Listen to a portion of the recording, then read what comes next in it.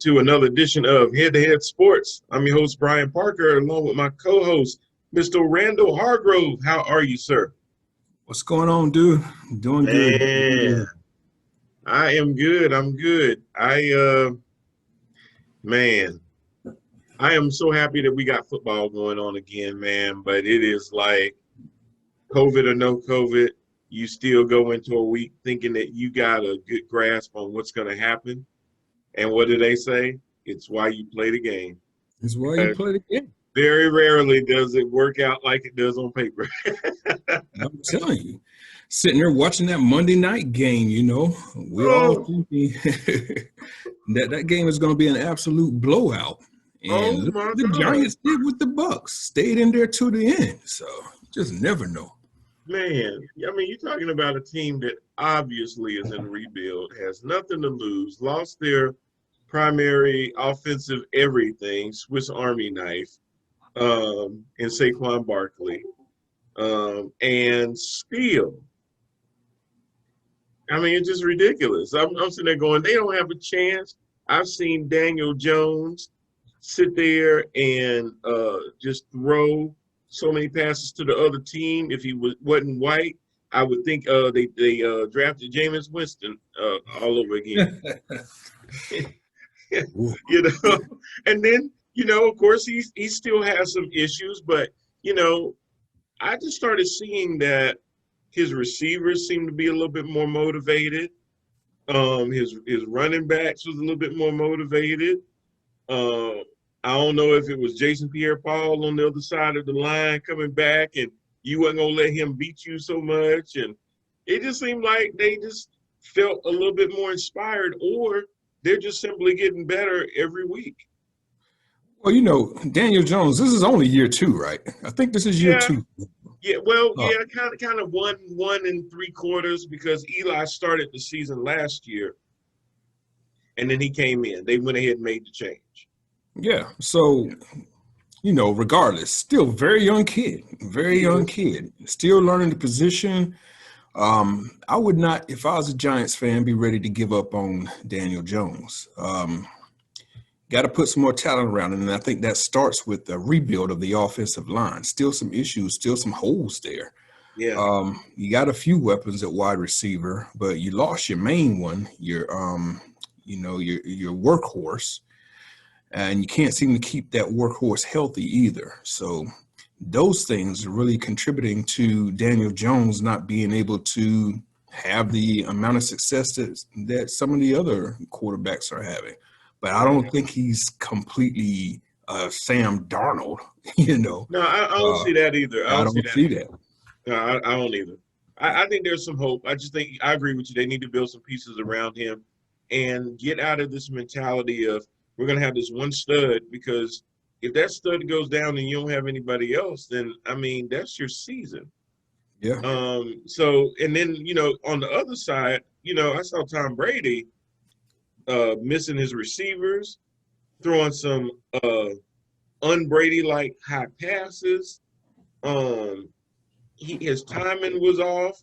Now, when it mattered and when they finally got him into some play action and he started hitting Gronk, he seemed a little bit settled down, but that was third quarter. The defenses were doing a lot to try to confuse him, trying to bait him into certain throws, which I give them all the credit. They were kind of playing that back to almost a soft cover, almost a cover 2, and he would think the receiver is open, and next thing you know, that defensive back is almost about to go the other way for 6. So they were playing a very kind of funny defense on him, where in pre-snap, it looked one way, and then when he snapped the ball, it looked a totally different way. And it was working. It was throwing them off a little bit. So I want to see how now having AB good to go now is going to go forward now. And sometimes you got to win the ugly game, even the one that maybe, I heard too many people talking about, well, maybe he was looking forward to next week when he plays Drew Brees because they keep going back and forth with the touchdown record. Yeah, could be, but I think it's more or less what it is. This is the NFL. Yeah. Even the sorry teams got multi-million-dollar professionals making money, and that's their job responsibility that they've been doing since high school. So Amen. you got Amen. professionals on both sides of the ball, no matter what the records are. And most of the Mm-hmm. time, there's a very thin line between sorry teams and a very good team. Most of these games are decided by a touchdown or less, so contribute that into the equation. Um, so you never know, man. Any given Sunday, and you just never know with this thing. Yeah. Hey, I wanted to ask you because we've done a couple of shows now, and we've talked about several teams from the Cowboys, which we'll talk about. The Steelers, we talked about the Ravens, we've talked about the Bills, we've talked about the Patriots. We've even talked about the Dolphins and the Jaguars. We've talked about the Packers. We've talked about the Falcons. We've talked about the Chargers, the Rams. We ain't really said anything about the Indianapolis Colts. They are sneaky good. They are sneaky good. That defense is one of the best defenses in the NFL. I Oh my can't God. I can't tell you a single player off the defense, but that's one of the best defenses in the NFL right now. Right, right. And I mean, okay, we knew in the offseason they went ahead and picked up Phillip Rivers. And we didn't know what we were gonna get with Phillip Rivers because he'd been with the Chargers for so long. And he might get you some regular season stuff and get a bunch of passing yards and stuff like that. But then playoffs, not so much of anything. But I've been pleasantly surprised just kind of watching them stay under the radar, pound the ground, and just go out and play every game. I know some of the offensive players, like I'm still surprised to see that Jack Doyle is playing. T.Y. Hilton is still, putting up numbers and stuff like that. I'm like, okay, these guys are still playing. Little bit. Yeah, Ty is yeah, kind of past his look, prime, has I missed know. big time this But it's year. like having Larry Fitzgerald on your team. Right, right. It's You got that know, little Fitzgerald effect. He's there, I yeah. guess, for like locker room leadership. But as Yeah, far it's as on the like field, you that still here? old 1,000 yards Ti is gone. Oh yeah, yeah, that's over. That's over. But yeah, the fact that he's there, but man, Rivers line from the last game, 23 for 33, 262 yards, 3 touchdowns, and no picks. Yeah, look, Phillip Rivers now What? all of a sudden has got something in the realm of like 10 touchdown passes for the year and like 6 picks. I expected that to be the opposite way around, 6 touchdowns, 10 picks. But they're doing a very good job of running the football and not let Rivers have to win it like he was required to win back in San Diego Yeah. slash LA. They got a three-headed monster at running back right now in Hines. My man Taylor from Miami. Well, he's not from Miami, but wherever he came from. I wanted him in Pittsburgh, actually, because that boy is no joke on the ground. Yeah. Having a decent rookie year, struggling a little bit with some injuries. But regardless, even with their main running back, who was lost for the year with the knee injury, they've Hmm. got 3 more in the stable. They're putting out there on a weekly basis, and they're getting production out of all 3. Young wide receivers, but again, Rivers not turning the ball over, just playing controlled offensive passing, and the Colts are leaning on that defense and quietly winning games. In the mix, in the mix. Didn't expect it either. No, no. I mean, he's top. You're right. He's only thrown 10 touchdowns. But all they do is keep winning. He's thrown 10 touchdowns. He's thrown 6 interceptions in comparison to, Russell Wilson 26-6 or Patrick Mahomes 21-1, 1 interception in 8 games. Wow. That man is bionic. He ain't real. I mean, you throw that many times, and he's thrown for 2,300 yards. Only Matt Ryan has thrown for more at 2,462. So you've thrown the second highest amount of yards and only 1 pick. That is ridiculous, man. And Woo! Carolina. That's what you got to deal with this week. Wow, man. In Kansas City. In Kansas City. Look, I was so disappointed by Carolina's loss to Atlanta. Let's start there. Yeah. A Thursday night game, prime time, only game in town. You're at home. And yes, Julio Jones did not play in the game before. I was a little worried about that because normally when Julio plays the Panthers, he goes off. I was more disappointed that he was going off because we were giving him so much room. Man, I was just so hurt by the defensive game plan, period. Yeah. Pushing 3 people and dropping back into zone coverage and giving Ryan all day for a receiver to find a hole in the zone. And that's all Julio was doing. He just basically said, I'm going to find a spot. I'm going to sit here. Yep. Catch the ball. Catch the ball, man, every single time. So I was just real disappointed by that defensive game plan that the Cats put into play. And I think it really cost them. You have an opportunity to go 4-4 and right the ship at the midway point, and you have that opportunity to do it at home. Yep. Against a 1-6 team that's been struggling to stop people. And knowing the next couple of games that you had were pretty much going to be the ones that you're not really expected to win. Yep.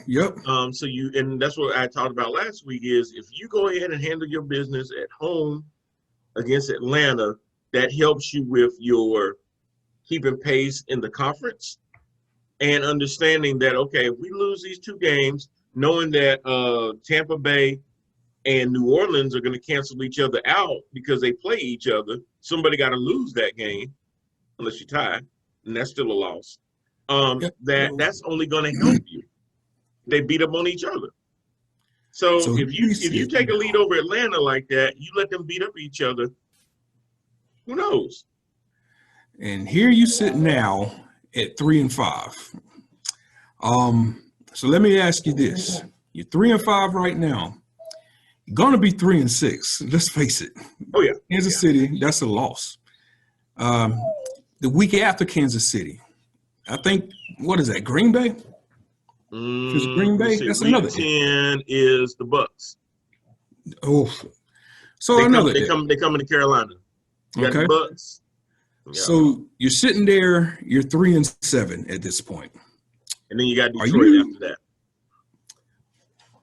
What is it going to gain you? You got 6 games left after that. You're going to be 3-7.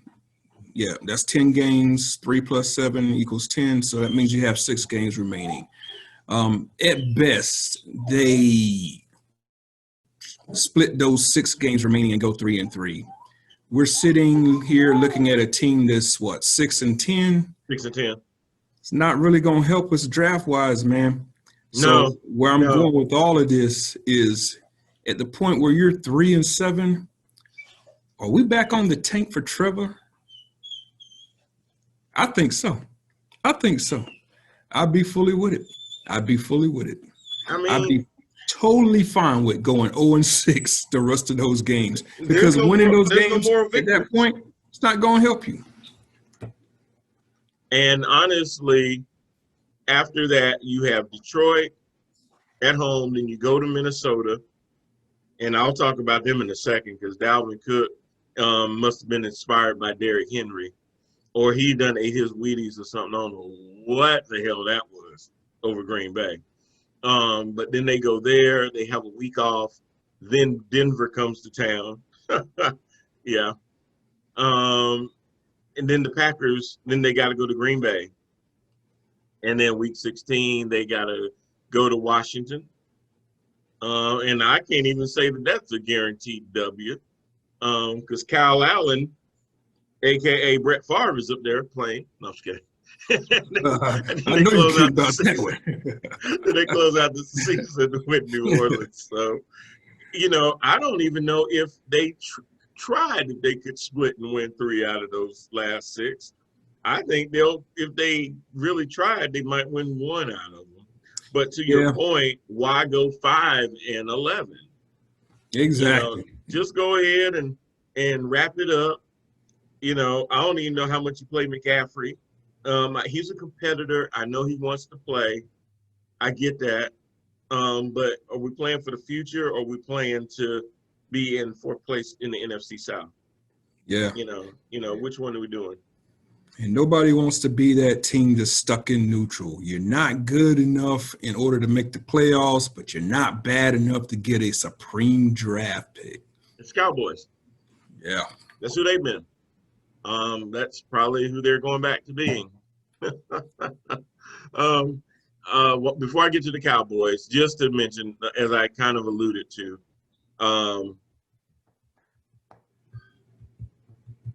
y'all let oh my gosh, Minnesota Vikings. Dalvin Cook ran all over the Green Bay Packers. I mean, he ran like Forrest Gump all over the Packers. 30 rushes, 163 yards, 3 rushing touchdowns, and a receiving touchdown. My man had some angst built up from being out of the lineup for a while. He scored all the points for Minnesota. Yeah. I'm watching this game going, wait a minute. Green Bay is now 5-2. Minnesota is 2-5 because Kirk Cousins most of the time can't get out of his own way. He has regressed again. And he was only 11 for 14 for 160 yards, but my God, when your running back is giving you 226 all-purpose yards, you ain't got to do nothing else. Yeah, why put that in there? He's eating the clock and he's running. And these ain't like, he caught the ball out in the flat and he took off. No, he busted through the line and did this. Oh, yeah. He's got the ability. God. He always has. I've loved that. Always has. It was always about, could he stay on the field? Could he stay healthy? Exactly. Oh, my God. Man, whoever had him in fantasy? Racked up. Racked up. Oh, what was that? So yeah, but that goes that whole thing too. You were talking about like with the Giants playing Tampa Bay. I mean, you throw them records out sometimes. I mean, they came into that game, 1-5 against a hot 5-1 team, and you do that to them. That's just insane. So that was a good game. Just at an all-time high. It's very difficult picking these games right now. I know. That I just mentioned. Another one that was very surprising. Joe Burrow and them Cats sat there and got the best of Tannehill and them Titans. Yeah, another surprise game. I mean, what? Unbelievable. Yeah. Who knew? Burrow did his thing. I guess he got tired of Herbert getting all of the rookie hype, so he's gonna put he's gonna plant his flag and show what he could do. And I'm really interested in seeing him go up against Pittsburgh for the first time here in a few weeks. Steelers being my boys or whatnot. I was got going that to big next. Win. Got that big win over the Ravens. I was going to that next. That was that to me that was a test to really see if a 6-0 Pittsburgh Steelers team was legit. Legit. My God, that defense ain't no joke. Yep. I mean, even when Ben is having a pedestrian game, he didn't have to do a whole lot to win the game. And to me, it was more of an indictment on Lamar Jackson than anything. We know what Lamar can do when in space. If he doesn't have anybody to throw it to, we know that he's a very dynamic person that can make you look stupid standing still. And they neutralized that, and they basically dared him. Throw the ball. Go That's ahead. The exact same game plan that you and I were talking about. Exactly. It's funny how we sit there and get so close to this and go, wait a minute, you can't take everything away from him. Dare him to throw the ball. Yeah. And that's what we did. It didn't work out. Steelers did an excellent job of keeping him in the pocket. And when he did escape the pocket up, and they would run it up the gap or whatnot. They did an even better job of one man bringing him down and him not breaking somebody's ankles and be gone for 60 yards. None Yeah, of that happened. They really, really controlled him as far they as a did. runner, made him a passer, and that game just worked out in our favor. We did a very good job ourselves of clock control, Yep. of just being efficient running of the football, and the little short passing game that they have Roethlisberger in right now is working. They're Yeah. not expecting Big Ben to be the old Big Ben and sling it 25 yards downfield You anymore. don't need to. Now it's a 3-step drop, find your man, hit him. And Yep. that little short passing game is working. And you're seeing big time dividends from Big Ben, who's now something in the realm of 13 touchdowns, 4 interceptions, somewhere in that range. But yeah, man, it's just proven to be winning football. And that defense, that's all you need. You don't need Ben to be the old Ben of. And the good thing that I see about coaching, and this is a good testament, Mike Tomlin. Your penalties were down. You only had 30 yards.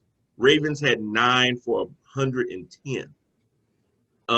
Time of possession, 24 minutes for the Steelers, 35 minutes for the Ravens. But normally you want that flip, but they had to spend more time because they couldn't get it going. So they spent more time out there wearing the defense out.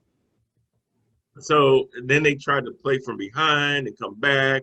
Then Lamar's getting hurried and sacked. He throws 2 picks. I was really impressed watching the Steelers. I was like, you know what? They're 7-0, and they are a legit They're 7-0. legit 7-0, man. And it's not just the starters on defense out there. They are so deep with the other positions. You got Bush. We were talking about this last week. Bush, he's gone for the season, torn ACL. Yeah. In for him steps this kid Spillane, who I never even really heard of, but he's playing dynamic ball at that middle linebacker position, making plays all over the field last week. And Steelers, one of the best front offices in the league, they go out, I see this week, and they make a trade with the New York Jets, and they bring in another million linebacker, Mr. Williamson, who is a very good, fast coverage linebacker as well. So now you got 2 guys at that position and more crazy depth at the linebacker position, as well as I'm seeing guys like Sutton at the 3rd cornerback spot. Cam Sutton, yep. Cam Sutton, he comes in when the starter, and I'm forgetting his name, the 3rd corner, who's so excellent off the edge with blitzes of the quarterback. He's down with a shoulder injury right now. Dupree? Is it Bud Dupree? No, Bud Dupree is a linebacker. Okay. God, what is the kid's name? One of the cornerbacks. But anyway, I'm having a brain moment right now. But Cam Sutton is playing for him right now and doing an excellent job in his absence. So Steelers just got depth all over the field. And I'm just really glad to see it on the defensive side, because that's where it's really paying off right now. Yeah, they go into I mean, yeah, I know why you laughing. They'll be 8-0. They'll be 8-0. I don't think Ben DiNucci. I don't think Andy Dalton.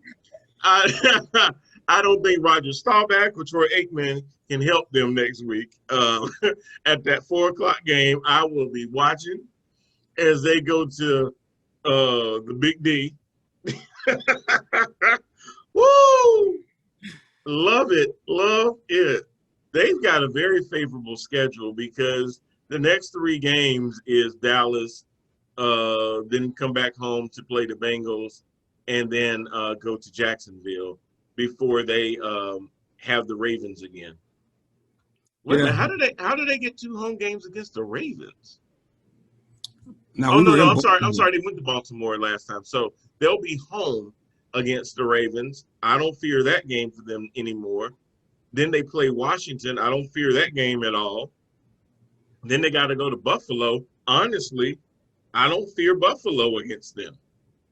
Yeah, man. I mean, it's really set up beautifully to have the Steelers just walking into They the playoffs. got a hiccup somewhere, but they got Ravens, Washington, Buffalo, Cincinnati again, Indianapolis, and then they finish at the Dookie Browns. Yep. Who's going to keep them from running the table? I don't want to get my. I know you don't. It's hard to ask a Steelers fan that, but I'm being serious. I don't have a dog in the fight. I ain't got nothing against the Steelers, but I ain't no Steelers fan. But I'm looking at this schedule going, who? If the Ravens weren't going to do it, it ain't the Cowboys. Is it Joe Burrow and the Bengals? And you get to play them twice. You know what I'm saying? You got the Browns, who are a mess. You got the Colts, who, yes, they're doing good, but that defense is going to tear Phillip Rivers up. He's going to throw 4 picks in that game. Josh Allen is going to try to play hero ball in Buffalo, AFC thing going on.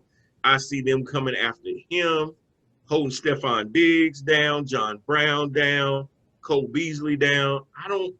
And I mean, the Washington football team, come on, stop. The Jaguars, Gardner Minshew, come on. Yeah, I easily have the Steelers at 12-4 right about now. But I don't know where the 4 losses do. I don't know where the 4 losses gonna come from. But I hear you. I know. I know you don't want to get. I know you like, okay, they have to slip somewhere, and if they do, I'm gonna be honest with you, it's gonna be more of they had a bad day than the other team just outplayed them. Absolutely. I don't think there's a roster. It's gonna be one of them games. Because nobody else on their remaining schedule, in my opinion, is better than them. So if they lose, it's going to be more that they had a bad day than the other team just played lights out. So that's my take on those Steelers, man. Your boys are looking good. Team that's not looking good and maybe taking for Trevor may very well be Bill Belichick and those Pats. Cam Newton.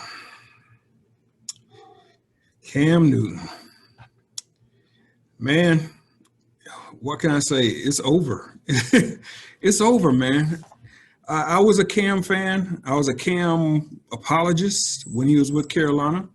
I thought he put up with a lot of stuff, a lot of negativity that was brought on that was unfair. But there's a lot of things that Mr. Newton has also brought upon himself. The refusal to, in my opinion, listen to coaching, the refusal to change his game from what it was when he was back in college, running people over, throwing off the back foot, thinking he could get away with certain things that the mechanics are no longer allowing him to get away with. All of those things are now contributing to, and of course, the injuries and the hits, the Cam Newton that we have in front of us right now today. Cam, I don't see him getting another big payday in the NFL. He will be a serviceable quarterback for somebody. I don't see anybody giving him a 3-year, $100 million deal that he wanted so desperately. Those days, unfortunately for Cam, I believe are over. He is not showing me anything that says you could trust this quarterback with elevating your team and taking your team to the next level. Now he's just a part of somebody's winning solution. Yeah, amen, brother. And honestly, they Carolina signed Bridgewater to 2 years, $20 million. So he's getting $40 million. And that might be the going rate for a quarterback now. He might get a deal where he's on a team. I don't even know if he can go somewhere. I ain't going to say he can't go anywhere and start, because he could go to the Jets right now and start. He could go to Denver right now and start. He could go to Jacksonville right now and start. There's still some teams out there that could use him, but you're right. His outright refusal to reconstruct his game. lots of players had to reconstruct their games, especially when they get older, because they realize that the things that made them really special early on in their career, they couldn't do anymore. You know, Yeah. and you know, that's father time or a bunch of hits catching up with you and letting you know, hey, there's still a place for you, but you're going to have to adjust and adapt if you want a seat at that table. And I'm still seeing him try to play too much hero ball. Superman, he ain't doing the Superman anymore, but in his head, he's still Superman. You're not Superman. You know, Yeah. at some point, you got to let that experience start to be more than just your raw skill. When you're so used to, it reminds me, and I'm crossing my references, of Amari Stoudemire, or Sean Kemp. These guys had no basics. They were Hmm. just raw talents. Chris Webber was even like that. I'm bigger than you. I'm stronger than you. I'm going to go up and I'm going to just dunk on you. I'm going to make you look stupid. I'm a highlight film waiting to happen. And they had to start as they got older. Hey, I can't keep doing that. I'm gonna have to Yeah. I'm gonna have to start getting a short jumper. I'm gonna have to start making you respect the fact that when I catch that ball 8 to 10 feet out from this basket, I might just pull up and shoot it. And even though Stoudemire's shot looked crazy, it started being effective. And you at least had to guard him a little bit. You couldn't just stand back and say, I'm gonna play him for the baseline. I'm gonna play him for the drive. You know, you had to start respecting that. Cam has to realize that, yeah, early on, people had to understand that when you pull that ball back from that running back or you fake the pull, you might still have it and you're taking off. That don't scare them anymore, Cam. No, You he ain't doesn't scaring scare them me. with that. Yep, and I'll one more you with the cross reference. You know, his airness, the GOAT, Michael Jordan. You know, he Yeah, dunked over everybody in his youth. I could soar over you. You cannot stay in the air as long as me. But when he hit the 30s, that's where the fadeaway comes from, and you know, that's where the 3-pointer starts to elevate. You know, so yep, just saying, man, Cam, you can't be the same Cam of your youth. You got to make some changes, and didn't make those changes. And now the injuries are catching up, the hits are catching up. The lack of receiving talent around you is definitely making those things magnified. yeah, it's Um, exposing it. Hmm. yep. So right now, Cam is just having a really ugly season. He's having a struggle. What are his stats? I want to say not even 3 to 4 touchdown passes and at least 9 picks. So it's Oh, just let me tell you, I'll tell you right now. ugly for Mr. D. Cameron Jarrell Yeah. Newton. It's funny, I gotta scroll down. He's 28th. Cam has in 6 games has thrown for 1,100 yards, about 190 yards a game, 2 touchdowns and 7 picks. It's not going to do it, man. That is not going to do it in the NFL. Woo. We're halfway through the season. We are halfway through the season. So it's just bad for Cam right now. You know, he was really looking forward to a great season so he get that money that he Yeah. so thinks he deserves. But yeah, it's just not going to happen. You got people ahead of you like Baker Mayfield, 15-7. You got Daniel Jones ahead of you at 7 touchdowns and 9 picks. You know, you got who else up here sucks real bad? that's that's actually doing better. It's crazy. Yeah, he's in some crazy company right now. He's, you know, the next person down from him is Jimmy G, and then Sam Darnold, and then Dwayne Haskins. You're in that category. You're not in the conversation Ouch. anymore with Breeze and Brady and Aaron Rodgers, and hell, you ain't even in the conversation with Derek Carr. You ain't in the conversation with Ryan Tannehill. You ain't even in the conversation with Gardner Minshew. You ain't in the conversation with Phillip Rivers or hopping to him Carson Wentz. Carson got 12-12. It's bad, man. It's Woo! bad. Bye, Cam. Bye. It was great when you was in Carolina. We Yeah, appreciate but everything you did for us. It's over, man. be well, my man. Now, to close it out, I watched this crazy game. And I get it. Again, it's a rivalry game, but there is no way in the world that the Cowboys and the Eagles should have been this close when the Cowboys bring in their third string quarterback, Ben DiNucci. This is your opportunity to just use them as a rag and wipe them all over the field. And Carson Wentz holding on to the, first of all, I don't, and I ain't trying to be funny because I ain't never played a down in the NFL. I don't even like the way Carson Wentz line up to receive the ball. His stance is totally awkward. I understand he's 6'5", but his legs ain't spread right. So when he gets the ball and he backs up, his footwork is terrible. Yeah. Why are they not coaching him how to back up and use his feet correctly so he can go through his reads properly? His foot, I don't know. Next time you see him play, watch his footwork and tell me what you think. It is terrible. Right now, I'm thinking Wentz may be a little shell-shocked with the hits that he's taken and the injuries he's received too, because he's just not looking like the same Wentz to me. No, he looked like he got PTSD out there, man. And he'll hold on to that ball instead of throwing it away. It's like, dude, your quarterback clock been went off. What are you doing? Why do you still have the ball in your hand? You went through your first read, your second read, you checked out your hot route, ain't nobody open. You think the linebackers are not going to come get you? And then you end up fumbling, you end up throwing picks, you are a turnover machine. Yeah, he is now a turnover machine, does not look comfortable in the pocket at all.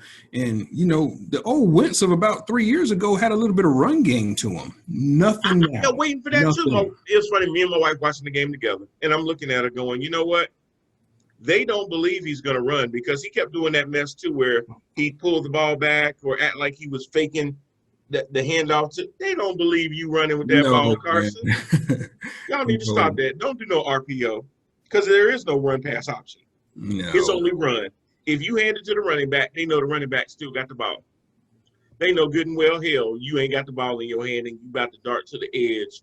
Now, and I know I was on water cooler talking about, why don't you guys do more design stuff for Jalen Hurts? At that point, Carson was shook. Yeah. At least Jalen, if he does feel the pressure, could maybe evade some of the defenders coming to get him and give you some positive yards. You know that if Carson don't let that ball go to the sidelines out of bounds, he's probably going to give you a 9-yard loss via a sack.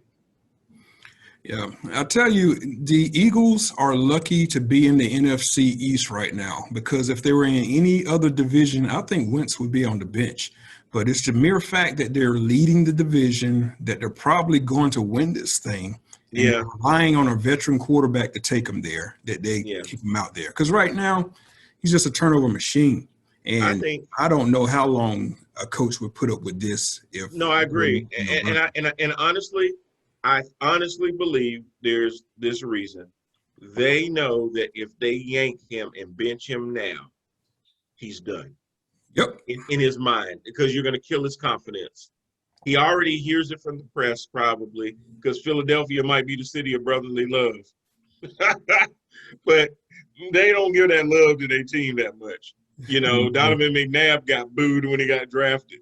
So, and I'm still holding that against him. But yeah, I hold grudges.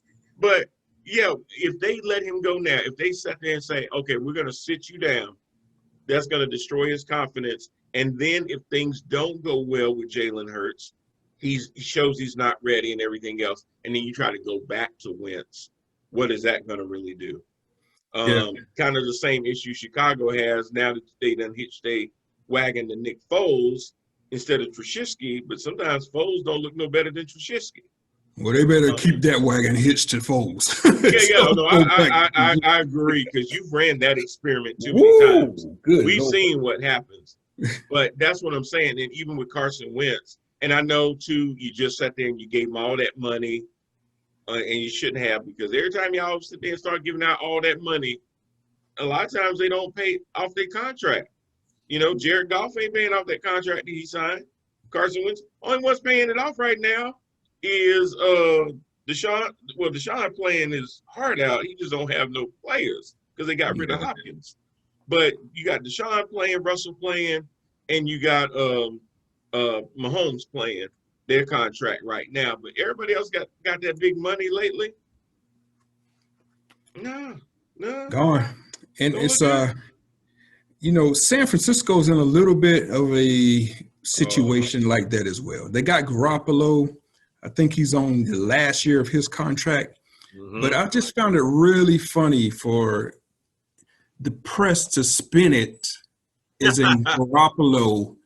I think I need to rest my high ankle sprain. That man's been benched, man. That man has been quietly benched. He wasn't playing well. Like I was saying, last year of his deal, San Fran, I doubt will extend this guy. I don't see it happening. I do realize that he took you to a Super Bowl, but to me, it was your run game that got you to the Super Bowl. Correct. You could have won that Super Bowl. You played well enough to win it. You were leading in that Super Bowl. And had you had a more accurate quarterback, if you do remember, he missed actually under 2 minutes left to play in the game, a bomb to Deebo Samuels that could have won it for you. Samuels had beat 3 guys wide open in the end zone. You overthrow him. Mm-hmm. That is not how you make your bank as a franchise quarterback. Franchise quarterbacks win the big ones. And I know that's a long-winded way for me to say, I just don't see Garoppolo being reinserted as the starter again, especially if we see a good performance out of Mullins tomorrow night. Right. It's over for Garoppolo too. I honestly believe it's over for that kid. Yep. We'll see. But my track record on this show is pretty good. It is. I don't think we'll see Garoppolo anymore. I don't either. Especially if Mullins plays a good game. Because if Mullins, it's like the Herbert Tyrod Taylor thing. If he takes that and he starts riding with it, you're in a very competitive division.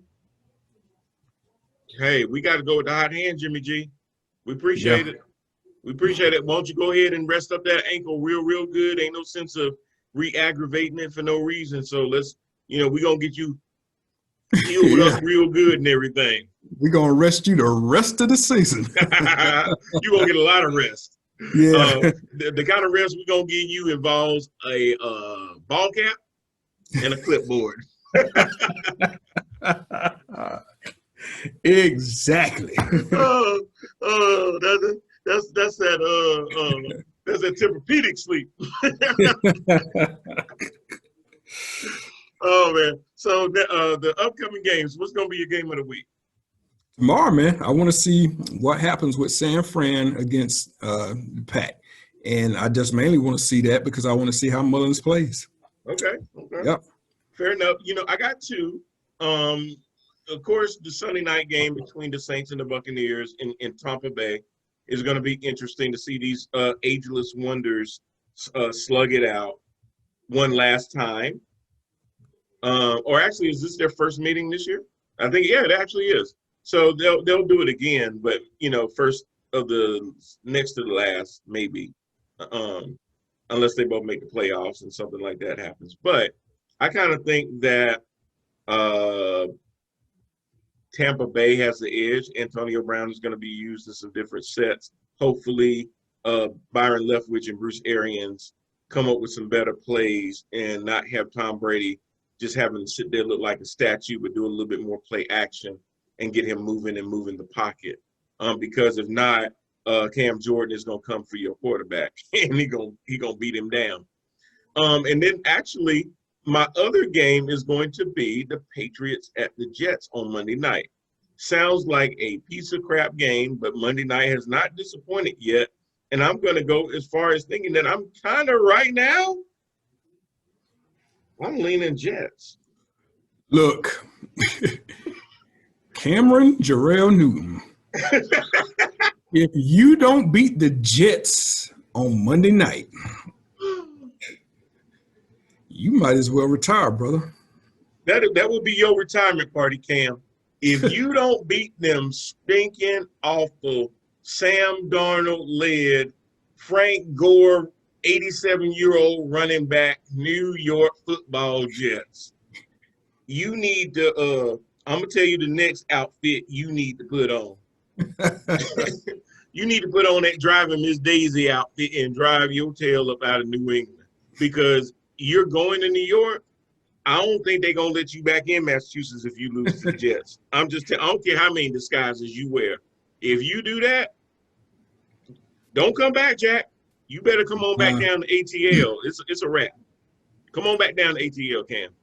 He'll be that veteran quarterback supporting Jason Stidham for the rest of the season. And if you lose to Adam Gase and his coaching, tank for Trevor. You ain't lying, brother. God almighty. Well, look, y'all, that's all we got for right now. Hopefully, you're doing well with your fantasies and everything like that.